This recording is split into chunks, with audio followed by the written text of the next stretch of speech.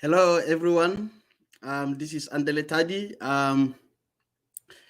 Once again, welcome to Tadi's Midweek Panadose, where we use scripture, critical thinking, um, common sense, and inquiry into truth, and a lot of analysis to look into issues uh, that that are very helpful. Um, Once again, welcome. Please indicate your presence by writing comments and telling us where you are watching from. Uh, so once again, thank you for coming.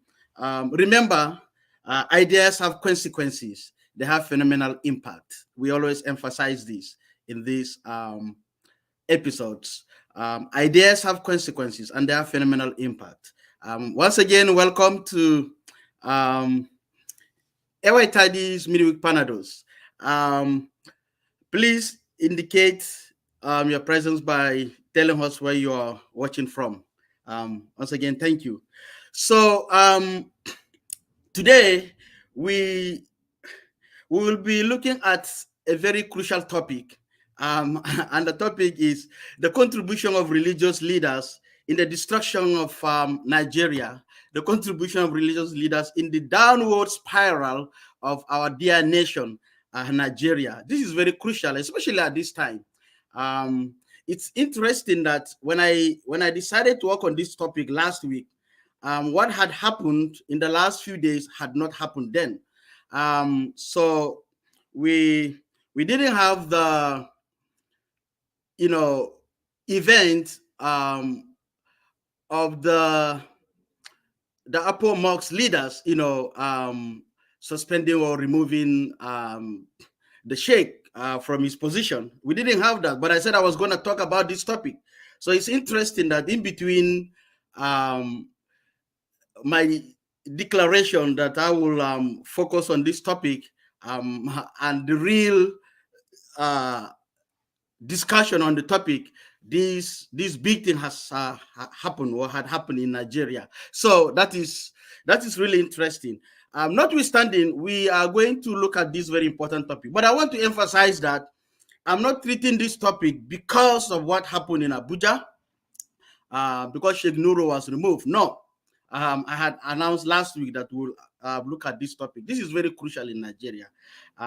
So I will begin with giving you my thesis, as I always do. I will give you my thesis statement. That is, what is the central argument that I'm going to make in the discussion today?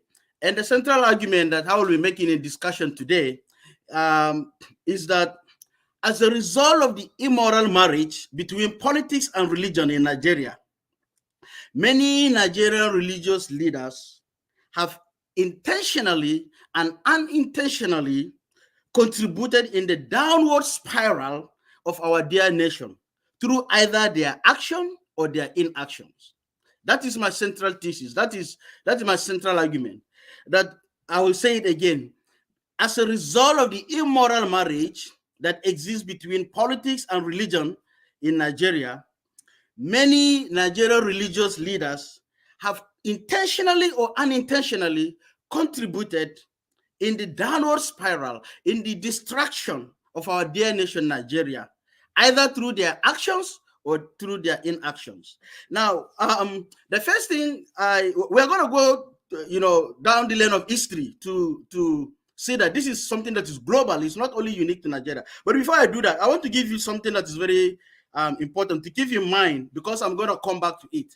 So there are three types of religious leaders. Let's say in Nigeria, or three types of pastors if you are a Christian, or three types of imams if you are a Muslim. There are three types of them. Number one is what I call the Marmarat pastors, the Marmarat imams. These are rat pastors, rat, rodent, rat.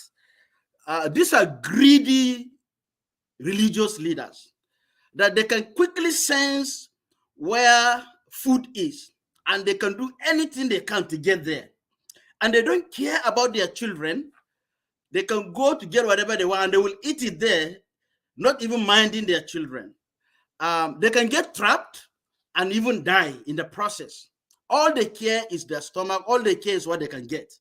Those are Mamarat religious leaders, Mamarat pastors, Mamarat imams, people who are after what they can get, who are after the propagation of their church, not the gospel.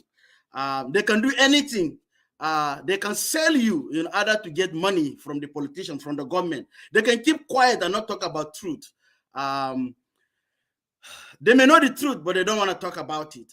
So they're easily manipulated. They are weapons in the hands of the politicians. They represent the politicians. They don't represent God or the people. Those are the characteristics of the Mamarat ministers, the Mamarat pastors, the Mamarat imams. They are rats. And they can run very quickly. You see them all over the place. Wherever something is happening, you see them there. Sometimes you are even surprised to see them where they are not supposed to be. Those are that is the first category of ministers or religious leaders that we have in Nigeria. The second type of ministers or religious leaders we have in Nigeria is what I call the sheep pastors or the sheep imams, the sheep religious leaders. These are people that are not necessarily greedy. They are not really greedy. They are not aggressively looking for the things of the world.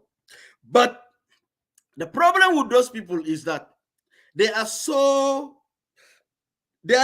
gentle to be true leaders in the deepest sense of it. These are people that are easy to manipulate. They are weak. It's not that they're looking for the things of the world, but they cannot stand on they know the truth, but they are people who are they are peace seekers. They're seeking for peace at all cost. So they don't care about the truth. You know, there is difference between truth and peace seeking or peacekeeping. You know, they are not peacemakers. They are peace seekers or peacekeepers. They want things to just go smooth. So if there's something going wrong and you want to talk about it, you say, shh, no, it will cause problem. Please just leave it. Leave it. It's the world. Let them do whatever they want to do. So they sacrifice the truth on the altar of peace and love. They are the ones that when injustice is done to you, they know that there is injustice and they agree with you, but they will tell you, just leave it, leave it, leave it to God. That's what they will tell you. They are weak leaders. So if you make them the leader of your religious institution, or like the head of all of the pastors of the imams, they make things worse because the politicians now control them and then they control all of you. These are sheep pastors or sheep imams. Those are number two. The number three is what I call the lion pastors, the lion imams, the lion minister or the lion religious leaders in Nigeria. These are well-principled, tenacious people of integrity. They have principles and they go by their principles. They stand on their principles no matter what. They are tenacious. You cannot shake them. No matter, even if heaven and earth collide, it doesn't shake them. They remain the same. They don't change their principles. They are people of integrity. So you cannot win them with money. You cannot win their hearts with money or with material things. You can give them cars or whatever. They don't care. Even if they collect, it won't change their principles. So they are strong leaders. They are courageous. So they are like lions. They're very courageous. They're tenacious. They're not worried about whatever is happening. Let heaven and earth collide. They remain the same. And they provide leadership in the times of crisis, in the time of confusion, when everybody doesn't know what to do. They provide strong leadership. Most of the time, those people are considered troublemakers in the society because you can't easily bend them. They can say whatever is on their mind. They can represent the people. They can represent God. They just tell people what God says. Whether it makes people happy or not, they will say it. They tell people what the Bible says. They tell people what the Quran says. Whether it makes people happy or not, they don't care. So those are lion leaders. Those are lion religious leaders. So keep this in mind as we go over this very important discussion. We'll come back to these three types of religious leaders that we have in Nigeria. But for now, I want to make the argument that the problem of religious leaders contributing in the destruction of their country is not unique to Nigeria. It's not a unique thing to Nigeria. It is something that we see through much of history. So I'm going to briefly go through history to give us examples so that we'll see it from a global perspective before we narrow it down to our context. So I see my friend, colleague, Sifri, Samson. Thank you for joining.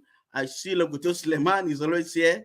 Thank you for joining. I see my Auntie Mary Isa and Isha Apollos. Thank you for joining.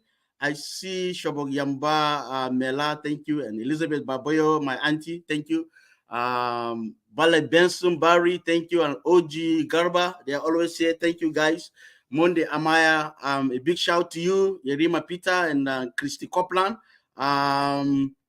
Woman of God, thank you. My auntie Bo, as usual, she's here. Thank you, my auntie. Tabitha Hassan, Abu Umar Tina, Aminu Yusuf Sanda, my son in the Lord.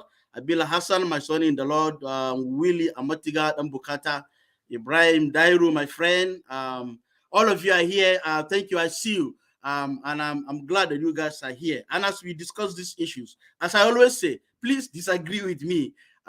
You can make comment or add to what I'm saying, or agree with me or disagree with me. It's totally fine.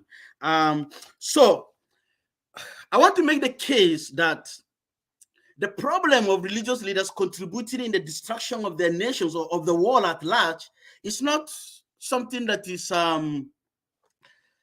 is unique to Nigeria. It's something that is global. So I want to make the case for that. I want to give you examples. I see Samuel Kwada. Wow. That is my son and my colleague too, and Kabiru Sambaratal. Thank you, guys. In the 1940s, we all know about what happened in the 1940s, the Second World War. And we know the role of Hitler in the Second World War. We know about the Nazi regime in the Second World War, and about the fact that 6 million Jews were killed. Millions and millions of people died. It was the time when the world realized that technology is not the answer, that science is not the solution, because after the Industrial Revolution, the world had advanced technologically and then scientifically, and then all of a sudden, the wickedness, the evil in the human heart, was unleashed on fellow men. And then the whole world went into chaos, and Western world, Europe, realized that technological and scientific advancement is not the answer. If there is no morality, if there is no fear of God. But there is one aspect of this whole thing that sometimes we forget, and that is the role of religion in the Second World War, the role of religion in the Holocaust, in the killing of 6 million Jews, the role of religion in the destruction of Europe and the entire world. And it's a big topic that I cannot go into it. I've done some research and some school papers on this, but it's huge. So I'm gonna just pick some things that are going to be very, very helpful. One of the things I want to point out is the fact that there was something called the National Church, the church that agreed, even though at the beginning reluctantly, but later wholeheartedly agreed with the Nazi regime philosophy of hatred, of ethnic cleansing, of the fact that some people are better than others, of killing of people that either don't look like us or don't pray like us, or are not people of our own bloodline. The church kind of agreed with that. There were pastors who were working for Hitler. There were pastors who were even encouraging Hitler. They were ministers, religious leaders who had been either manipulated easily or because of their greed or for whatever reason or fear, they were working with Hitler and his own people. So the church, in a nutshell, contributed. In fact, in my research, I discovered that even Pope Pius XII, the Pope in Rome at that time, was at least silenced. He was silent. He didn't speak against all the evil going on. In fact, recent discoveries in the Vatican archives are revealing that the Pope knew about what was going to happen to the Jews. There were reports, but they keep quiet. This is like public knowledge, so I'm not bringing out something that is like classified information. You just Google it, you will see it. In fact, by summer of this year, 2022, the Vatican is opening the archives for researchers and journalists to go and research on this particular issue. So this is like hot cake, something that just came out. They're going to do more research because somehow the church has hidden the truth from the people. So by this summer, many more researchers are going to Rome to research the role of the church, the role of Pope Pius XII in keeping silence, in knowing what was going to happen, but not doing anything about it. And then at the end of it, we had the Holocaust. A lot of people died. So this is one area we can see how the church, and of course other professions, doctors were involved, and nurses and professors in the universities and others. For this is just religion. Now, the second example I want to bring up is the 1979 Iranian Revolution. We all know about the Iranian Revolution in 1979, when Ayatollah overthrew the Iranian monarchy and established an Islamic theocracy. Ayatollah himself was a political and a religious leader, and a lot of religious people, were with him. And we know what happened there. People died. Between 500 to 2 million civilians died because of that. So that is another way that religious leaders did not only keep silent, but they participated with the politicians, to kill in order to achieve their goal. So that is something that happened in Iran. So I'm going to give you a third example, and that is the Gulf War. The Gulf War that we know in 1991, the war against Saddam Hussein against Iraq, fought by America and its allies. According to the Christianity Today magazine, so Christianity Today is a Christian evangelical magazine periodical in the US. This is what this magazine reported on February 11th, 1991. That when the US President George W.H. Bush ordered the first military attack on Iran to be done on 16th January, one of the most influential evangelical leaders, one of the most influential evangelical pastors in the whole history of America, was in the White House throughout the night, praying with Bush, making decisions with him. And of course, since they went on with the war, it means this evangelical leader, we may not use the word endorse, but at least did not, we have no record that he opposed the war. He did have some reservations from what we know by saying that no person that is sane, will want war. But there was that support that was provided by this evangelical leader, by his presence throughout the night in the White House. And the Senate chaplain of the US, Richard Alverson, at that time, and the presiding bishop of the Episcopal Church, Edmund Drowin, they all kind of gave their blessings from what we have from that magazine. And again, this is from Christianity Today, 11 February 1991, it was reported. Now, why am I bringing up this? The reason is this.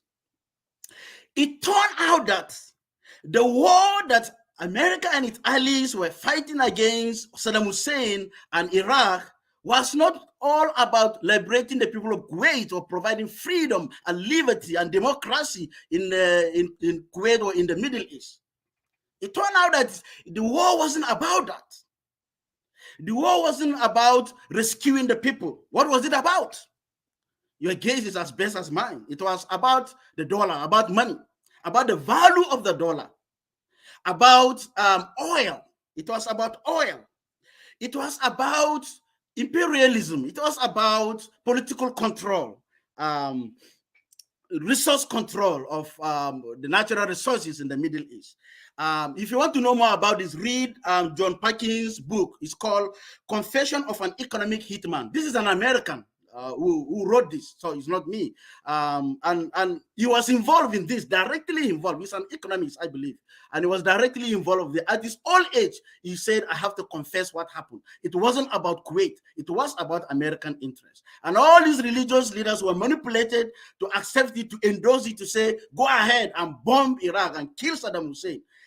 So it's global. Politicians do this. The fourth example I have is the Rwandan genocide of 1994. In the Rwandan genocide, we have religious leaders. The church was strongly involved in bringing about destruction of lives and property. And we know that close to 1 million people died there. And in Iraq war, I didn't mention that in the Gulf War, between 100 to 200,000 people are said to have died. There are different versions of the numbers, but thousands, hundreds of thousands of people died.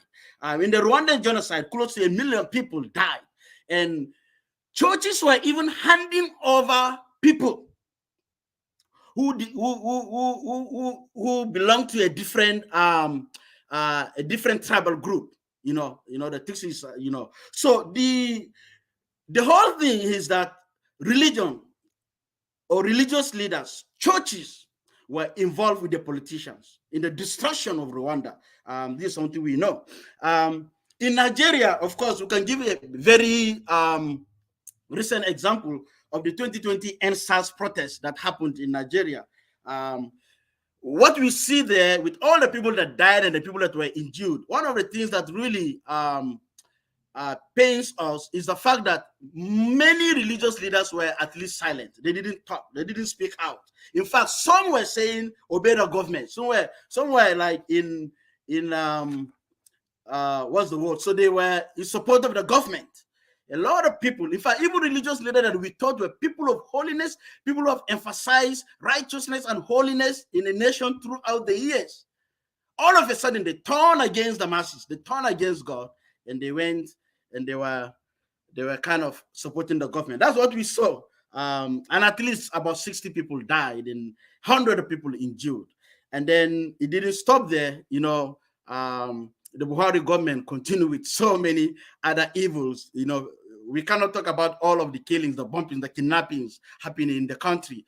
Hundreds of thousands of people have died. Hundreds of thousands of people have been kidnapped. Millions of people have been displaced. And we hear less and less and less and less of the voices of religious leaders. Until recently, and I will tell you why. Let me see. I want to read something here that someone wrote. I applaud your effort to bring in this vast knowledge to public discourse, especially for many that might not have access to this history. The American political scientist Samuel Huntington argued that future wars would be fought not between countries, but between cultures in his book, The Clash of Civilizations. His thesis that people's cultural and religious identities will be the primary source of conflict in the post-Cold War world. Yeah, Mahmoud Mustafa, thank you. He's one of the scholars I know. Thank you, Mahmoud, for that comment. So all of the evils happening, what we are saying is that religious leaders have an obligation to not only speak against evil leaders, but to rally the people around them to protest against it.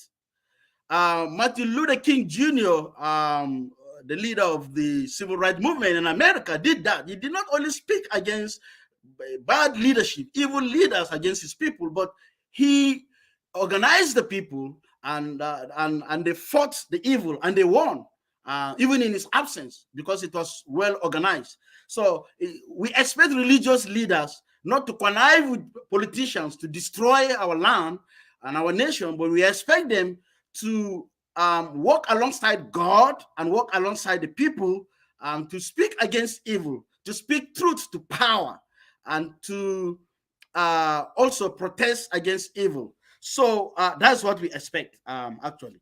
So now, what does the Bible say about this? because at the end of the day, it's about scripture. What does God have to say? Now, I want to quickly give some examples of what is in scripture. When there is bad leadership, when political leaders go wrong, what are religious leaders, imams, and pastors in the context of Nigeria supposed to do? Now, we have many examples in the Bible. I'll just give a few. The prophet Samuel, in First Samuel and Second Samuel, I have his story, especially in First Samuel. He had an encounter with Saul when there was war between Israel and the Philistine in Gilgal. Saul was supposed to wait, and he didn't wait to offer the sacrifice, the burnt offering and the peace offering. And Samuel came and rebuked him and tell him that God has said that he's going to take away your kingdom from you because of disobeyed God. Simply because he went into the holy place and he offered offerings, burnt offerings and fellowship offerings. I don't have time to explain what that means. It's very important, but just I want to be more practical here. Now, I'm not doing preaching. This is a discussion. So after that, God told Saul to go and kill the Amalekites because of their evil against Israel when Israel came out of the land of Egypt. And we know this story. Saul didn't do exactly what God said. And what did Samuel do? He rebuked him. He said, because of this, your kingdom is being torn to be given over to someone else. And that is David. So Samuel was not afraid to speak truth to power. He wasn't afraid to tell Saul exactly what God told him. He wasn't afraid to rebuke Saul. He spoke truth to power. That's what he did. We have the prophet Nathan in 2 Samuel chapter 12, when David sins again against God by sleeping with Uriah's wife and killing Uriah. And we have the prophet Nathan coming to the whole King David, who was a prophet, who was a king, very powerful and strong. Nathan looked into the eyes of David after giving that parable, that short story, and then David said, that man should be judged, and this is what should be done to the man.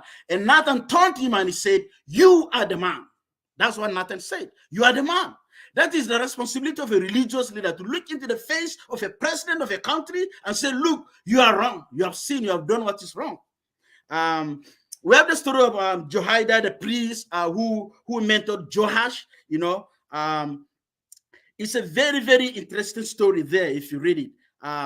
In 2 Kings and I believe chapter 22. And what Jehoiada did is that he saved this small boy who was supposed to be king when Athaliah was killing all the people in the royal family, and he mentored him. In fact, the first thing he did was to hand over to him the book of the covenant so that he would read and know God.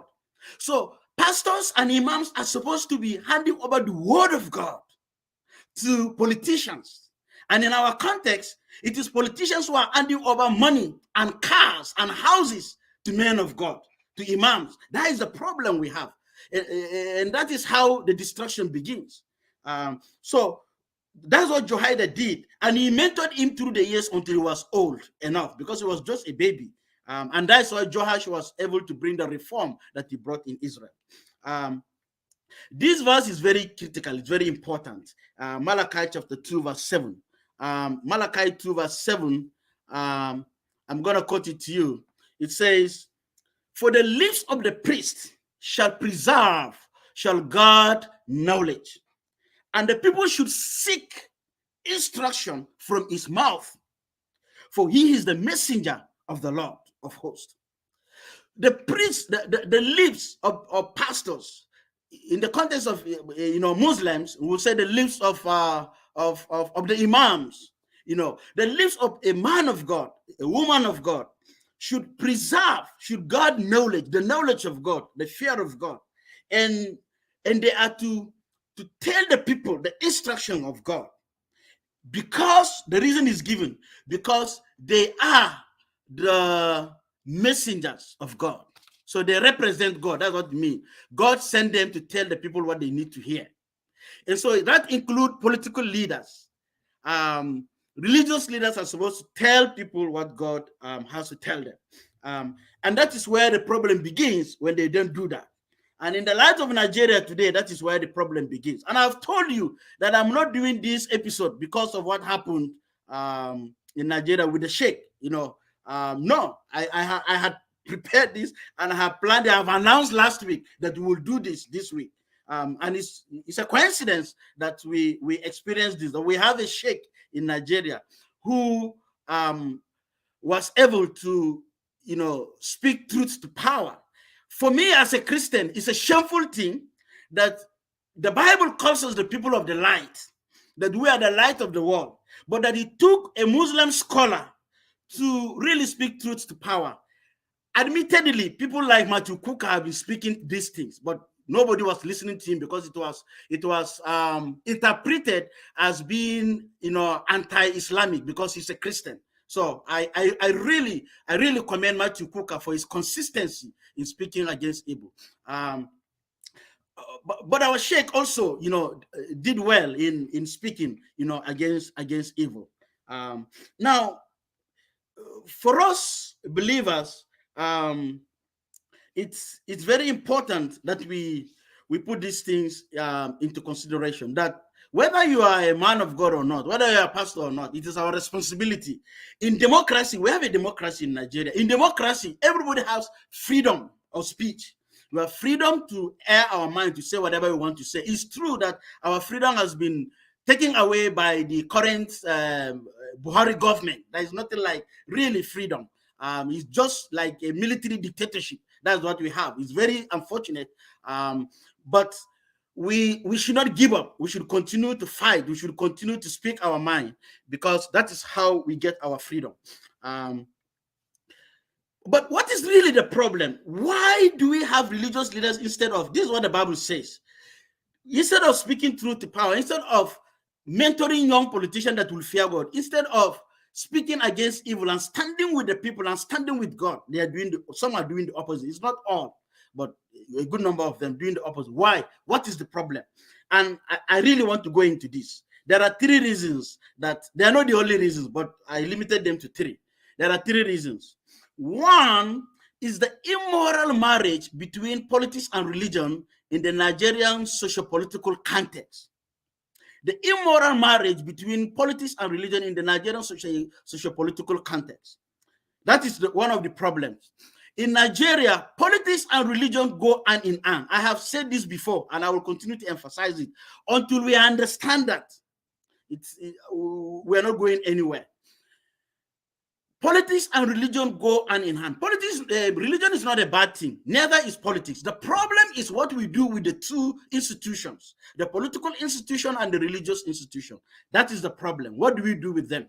So we have to know what we need to do with them. Now, it is by default that this marriage has taken place. That nobody sat down and said, we are going to join politics and religion together. It's by default. And the reason is this. I've done a research on this about 2-3 years ago. And what I discovered is that in the traditional African setting, religion is the most important thing to people. Africans are notoriously religious. Religion cuts into the deepest emotions of an African person, especially in Nigeria. If you take away religion, many people, they have nothing. Religion is their thing. Religion is much more important than any other thing. I think I've said in one of my episodes that in Nigeria, before your parent got wedded, is a religious leader who gave them counseling, who contracted their wedding, either a pastor or an imam. When they have a baby, that baby is you. It is a religious leader who dedicates you. When you begin to grow up and you have sickness, a religious leader prays for you. When you begin to go to the church or to the mosque, you are under the guidance and supervision and influence of a religious leader. In fact, in some contexts in Nigeria, even to get admission, some people have to go to their pastors or their imams to pray for them. When they have admission, they go back for special prayers. When they finish school, they pray for them. When they are looking for a job, they pray for them. When they get a job, they pray for thanksgiving for them. When they get promoted, the same thing. when they buy a car, when they build a house, when they get married, when they have children, everything is controlled by religious leaders. Our lives, if we don't know, our lives, about 70% of our lives are controlled by religious leaders. All aspects of our lives in Nigeria, if not more than 70. In fact, it seems that there is no area of our life that is not controlled by religious leaders. And I'm not saying that is a bad thing. I'm just trying to make you understand the depth of the influence that these people have on us, the religious leaders have on the Nigerian masses. When you are sick in your old age, it's a religious leader that comes to you, that visits you, that prays for you. When you die, a religious leader is the one who lays you to rest. So your life from start to finish is about religious leaders. And that is not necessarily a bad thing. The problem is this. Politicians understand this place very well. You know, one of the smartest people in the world are politicians. We need to give them that credit. They are one of the smartest people in the world. So politicians in Africa and particularly in Nigeria, they understand that our lives are controlled by religion. They understand that in democracy, you do something called voting, and you have PVC, permanent voters card in Nigeria. And I've mentioned here, the politicians don't care about your PVC. Your PVC is not a threat to them. It's not a problem. They will encourage you, go and get your PVC. Yes, but that is not their problem. Politicians are concerned about your PVM. I've mentioned this here. Permanent voters mind, your mind, PVM. And they are not concerned about influencing you directly. They understand the trick. What do? They control the religious leaders. They make sure that they are close to the religious leaders because they know that as soon as religious leaders work in their favor, everything is solved for them. They're going to get the vote. This is what Buhari did in fact, beginning in 2003, 2007, 2011, 2015. That was when his persistence in using religion worked. It was religion that brought Buhari to presidency in Nigeria. And it was going to be religion that would keep him. Except that at the moment, our brothers and sisters in the north and also in the south, our Muslim brothers and sisters, a good number of them who didn't understand what was going on. There were those who understood and they were speaking out. But a good number of them who did not understand now understand that it was all about religion. It wasn't about national development. It wasn't about the principles of democracy and freedom and all of the things that we'll enjoy. So politicians understand this. So they use religious leaders to manipulate them so that they can use them to manipulate us. That is where the problem is. And as Nigerians, we need to understand this. There is an immoral marriage between politicians and religious leaders. And it's not over. Even with everything happening, it's going to continue. The only people that can save the situation are we, the masses. There are things that we need to do. And I may get to that at the end. If I have time, I will talk about that, what we need to do. But that is where our problem is. Now, I have mentioned before that one of the issues is that because of this confluence of religion and politics in the Nigerian setting, what happens is that you are not even allowed to critique or to criticize or to speak against or protest against any politician. Because if he belongs to a religion, they will say he is one of us. Please leave him alone. Don't destroy our brother or our sister. If he belongs to another religion, they will say you are doing it because you are a religious bigot. This is how politicians have caged Nigerians not to speak.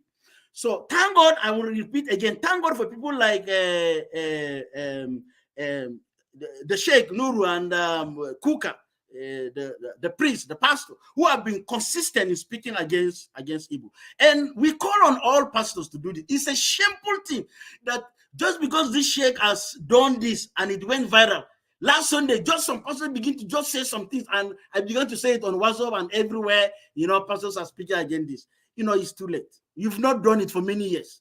When we were crying, even during answers, all these big pastors in Nigeria, they were quiet.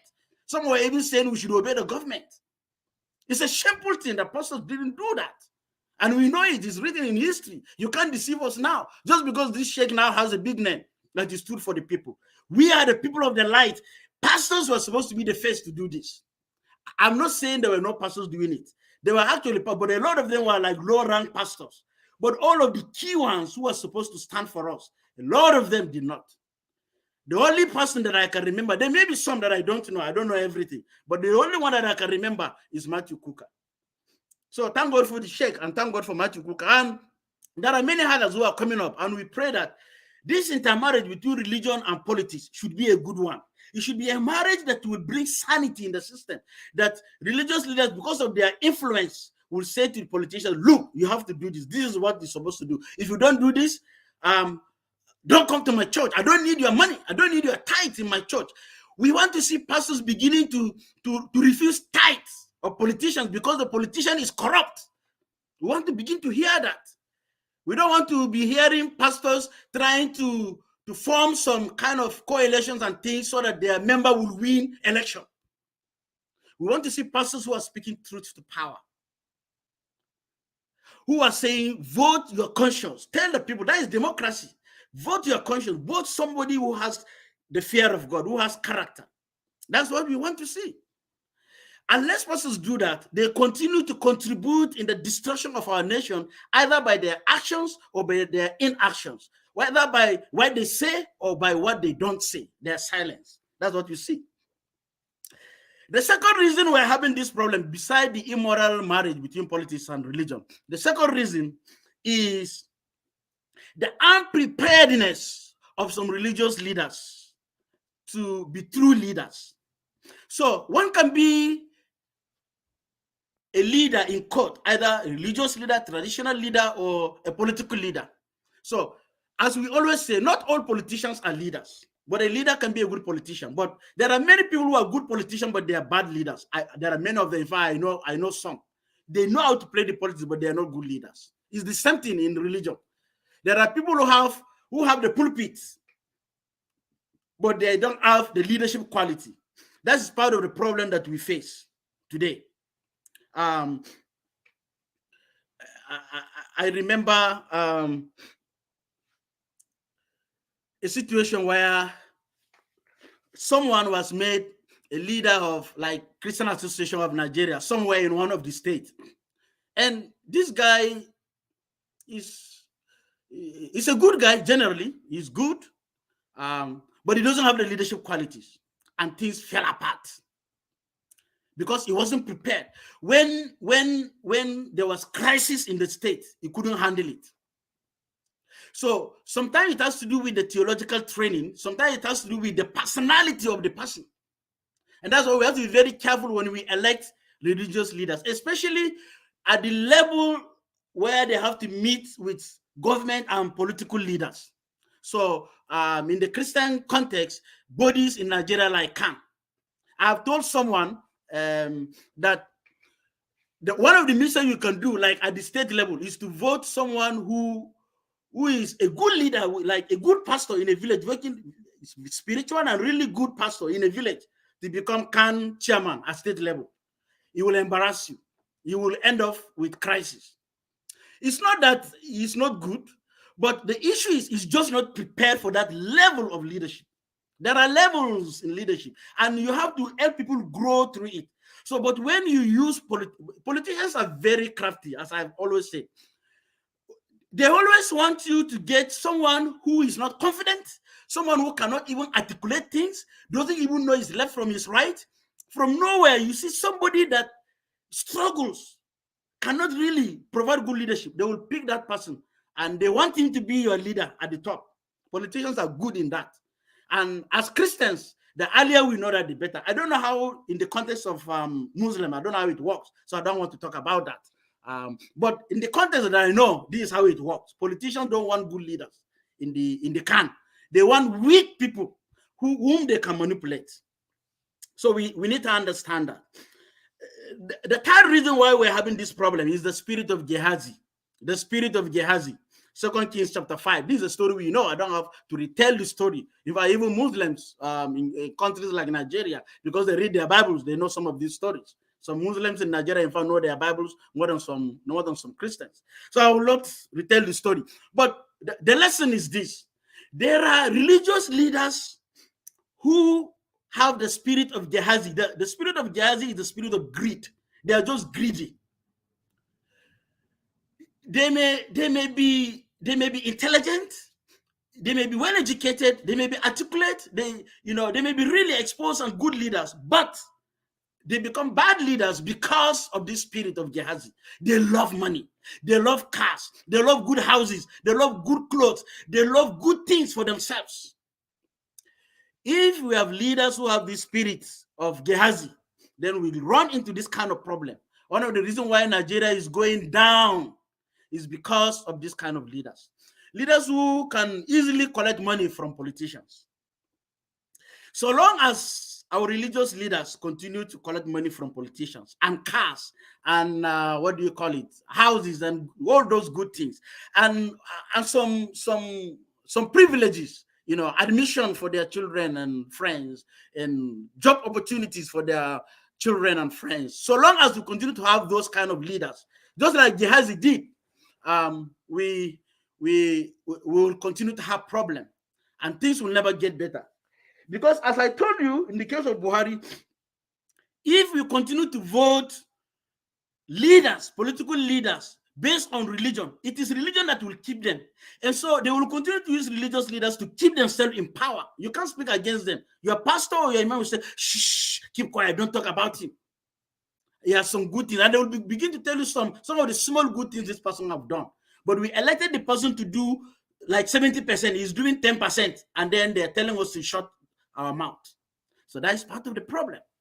And so the love of the things of the world is a problem. And that's why I call those kind of religious leaders the mama rats pastors or the mama rat imams. They are rats and they are mama rats, looking for whatever is available. You will see them even in political gatherings where pastors are not supposed to be there, or imams. You will see them there. So that is part of the problem. So we need to talk about how it is difficult for these religious leaders. Now, and I want to be fair to them. We need to talk about how it is difficult for them to overcome some of these things. Let me give you an example. There was a time a religious leader who was coming up, and is really good. He's really powerful and really accepted by the people. He came to my house and to discuss. The father is running for office, this and that, and we talked, and I advised him and I prayed with him. But then, as he was leaving, he tried to give me some money. And I said, no, this is not about money. You came here for counsel and for prayer. I can't collect your money. And he said no. I said no. So he kept the money and we left. But unknown to me, he kind of gave the money to one of his aides. And his aides went around and went back when I was seeing them off, coming out of the gate, and kept the money in my house. So this politician was forcing me to collect his money. And he's not a bad guy. As far as I know him, he's a good leader. But once the issue of money begins to come in between us, though I didn't ask, if he gives me today and I collect, I say, oh, thank you for the money. And then tomorrow, he will want to give me more and give me more. And I begin to rely on him. And if I have a problem, I begin to ask him to give me money, to help me, and he will do it. By the time we continue with that, I lose the moral rectitude to speak to him when he is wrong. I cannot correct him. But politicians are very crafty. One other politicians did it to me also. Tried to give me some rice for Christmas. I said, no, I don't need rice. And before I knew it, I wasn't home. He sent somebody with the rice to come and keep at my house with a bag of rice, to keep at my house. I came back home and I told my wife, what is this? And she said, somebody brought it. She said, it's from so person. And so I took the rice and I took it to the church and I gave the committee for widows and orphans. I said, this is a bag of rice. Add it to the rice that we are distributing to widows and orphans. And I called the politician and I told him, the rice is sent to me, thank you, but I've given it to widows and orphans because I don't really need the rice. The orphans need it. If I have more, send it to me. We'll give it to widows and orphans. And I'm not saying this to say that I'm righteous. I'm just giving you the struggle. It's not easy. Politicians find ways to make sure that they give you something.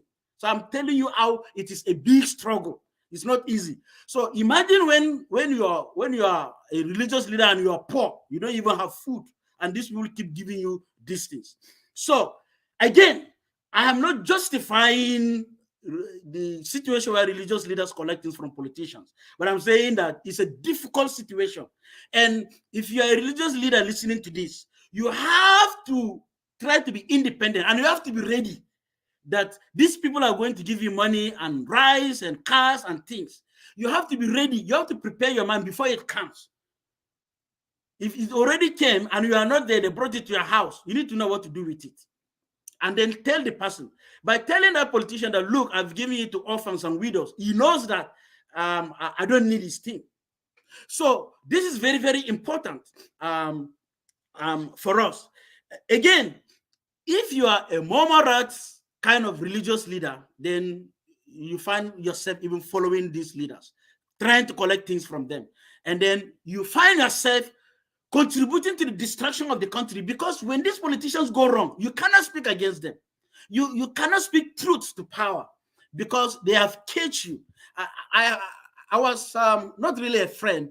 For like a few weeks, I was close to somebody who was in Aso Rock at the time of Goodluck Jonathan, and he's kind of a pastor. I don't know how to describe him. Not really a pastor, but he very religious, and he prays for the politician and things like that. And he was in Aso Rock doing a lot of things. And I got to meet him, and we were talking. And he had numbers of ministers and senators and all big people, and we'll discuss things. And it's interesting the kind of things that he told me that was happening. You know, how religious leaders were like aggressively seeking for all kinds of good things from the government. So that is part of our problem. When we have religious leaders who are mama rats, who are only looking for things, greedy people. And if we have sheep religious leaders who are not greedy, but they are weak, they cannot stand for us. And what we need is this well-principled, the people that are called the lion religious leaders, the lion imams and the lion pastors who can stand and speak the truth, who are not afraid of anything, who are courageous, who are tenacious, who are well-principled. That is what we need in the country. You cannot buy them with money. You can only buy them with the truth and with honesty and with national development. That is how you can buy them. Earlier I talked about the Second World War and how Hitler and the Nazi regime, destroyed Europe. But there were people who stood out. People like Dietrich Bonhoeffer was, I believe, he was a Lutheran, evangelical pastor and theologian who stood against the regime, who organized the resistant church. The church that resisted against all this evil. They stood very fine. In fact, they even, with other people, they planned the assassination of Hitler. So this guy stood. In fact, the Americans were calling on him to run back to the US to be safe. And he said, no, I cannot run back to America to be safe while my people are dying in Germany. He went back. I believe he was in England, then he went back. Americans were calling, he said, no, I have to stay in my homeland and fight with my people. And he stood for the truth, and he died for the truth. And religious leaders should be willing to die for the truth. That is the kind of thing that we need. But above all, the fear of God is very important. That is what will help us. I want to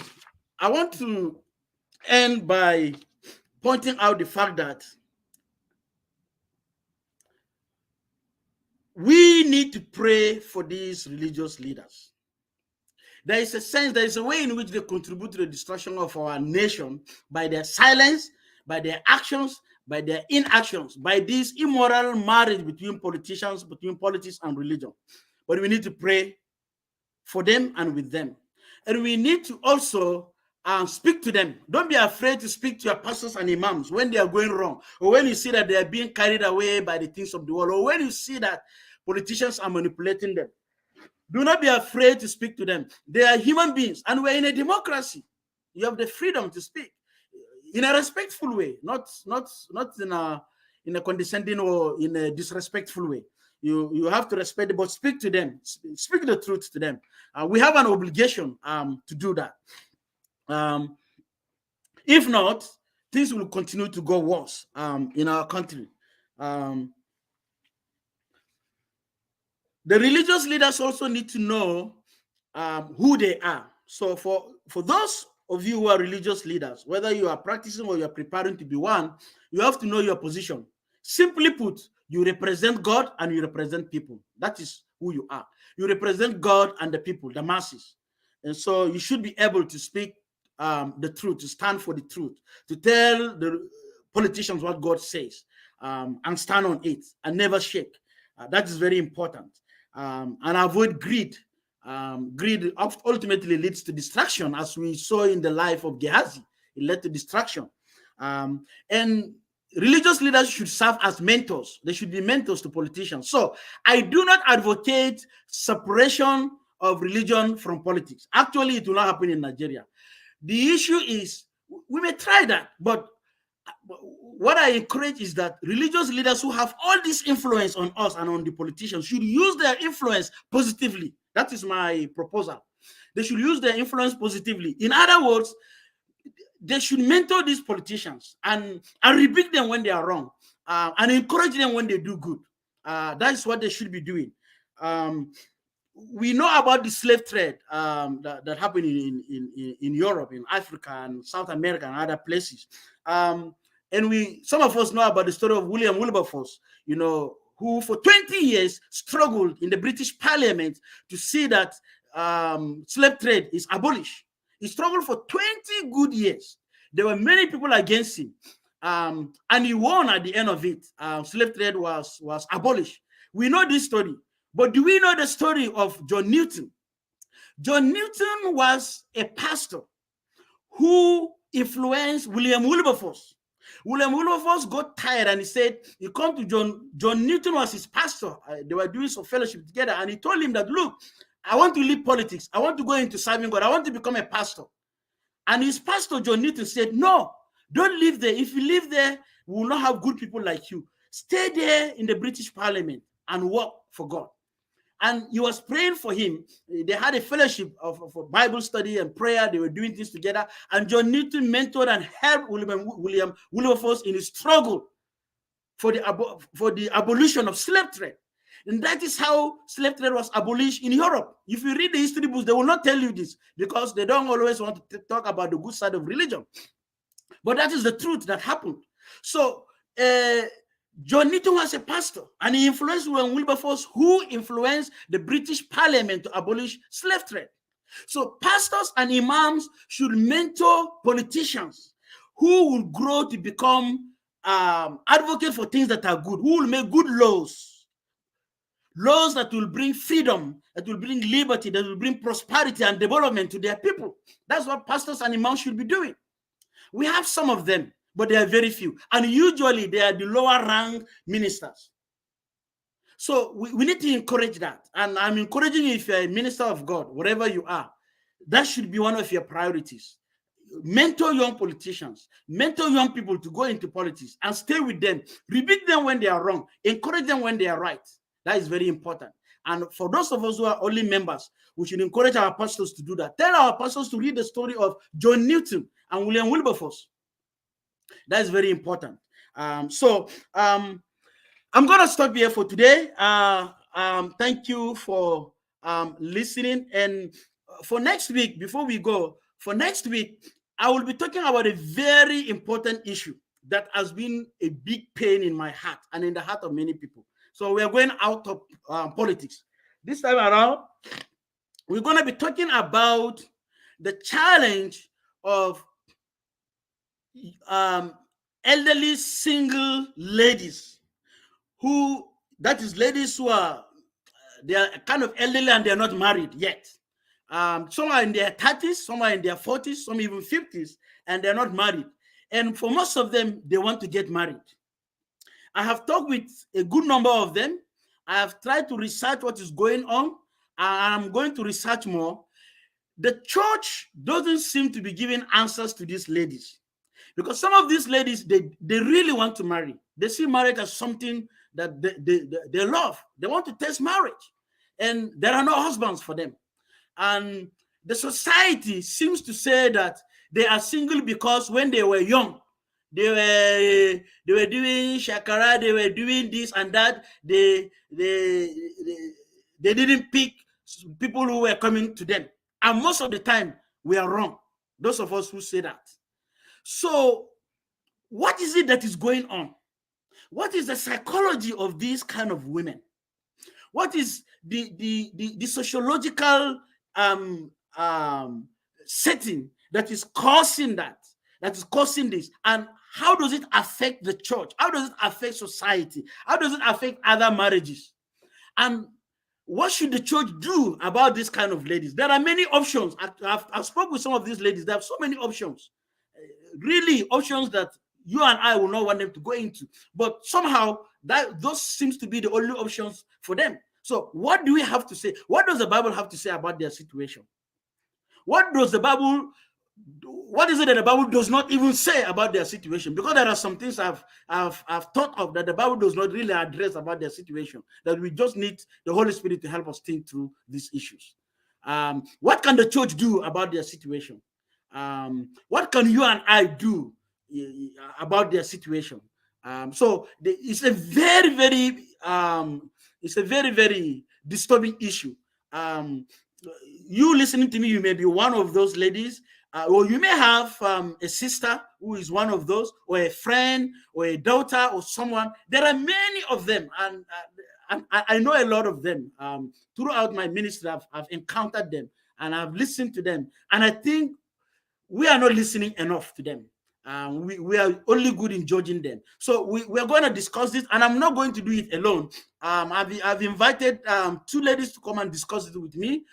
These are people who are really versed in the Word of God, and they love the Lord, and they kind of have a lot of experience with this kind of ladies, and something that will really help us to look into these issues. Because I'm a man, I cannot claim to be able to really speak to these issues. So I'm going to have some guests next week to discuss these issues. So please tell others about this. If there are ladies that you know that are in their 30s and 40s and 50s and they're not married, invite them to come so that we can discuss this together.